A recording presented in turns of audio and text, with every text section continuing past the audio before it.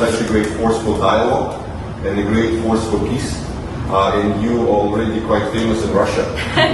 Thank you very much. I appreciate that. თუ შეერთებული შტატების ძალისხმევით რუსეთ-უკრაინის მოლაპარაკებებს თვალს აქტიურად ადევნებთ, შესაძლოა ამ ვიდეოში ვინმე მომოიცანით ყასაბ პუტინის ოჯახის ახლობელი, პირდაპირ ინვესტიციების რუსეთის ფონდის ხელმძღვანელი კირილ დიმიტრევი.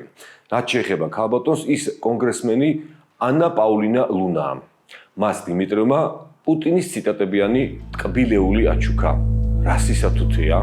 ქალბატონი ლუნა კრემლის მედიის ერთ-ერთი საყვარელი პერსონაჟია. ის დიდი ხანია ცნობილია უკრაინასთან და ზელენსკისთან დაკავშირებული ფეიქ ნიუსების გავრცელებასთან. ქალბატონი ლუნა მაგალითად დარდობს, რომ უკრაინაში მართლმადიდებლების დევნა და შევიწროება მიმდინარეობს. ალბათ არ გაუგია მას, რამდენი ეკლესია გაანადგურეს რუსებმა და რამდენი მართლმადიდებელი მოკლეს.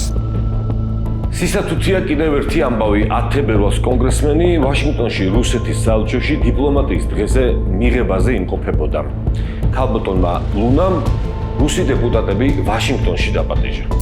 და აი ოკუპანტი ტერორისტის სახელმწიფოს დუმის წევრებს გრუზიას გასუდასტურებად დუმას წევრებმა აჯობეს. ივანიშვილის სუვერენული დემოკრატიის დამცველებმა აჯობეს Deep State დასავლეთ ბიუროკრატებს და ანა პაულინა ლუნას მოწვევით სუვერენული ერების ალიანსის სამიც დაესწრებიან. ნიკოლოზ სამხარაძემ, მარიამ ლაშმადალიკა შარტავამ იზოლაცია გაარღვიეს. Deep State-ის გულის გულში ლეგიტიმაციას მიიღებენ.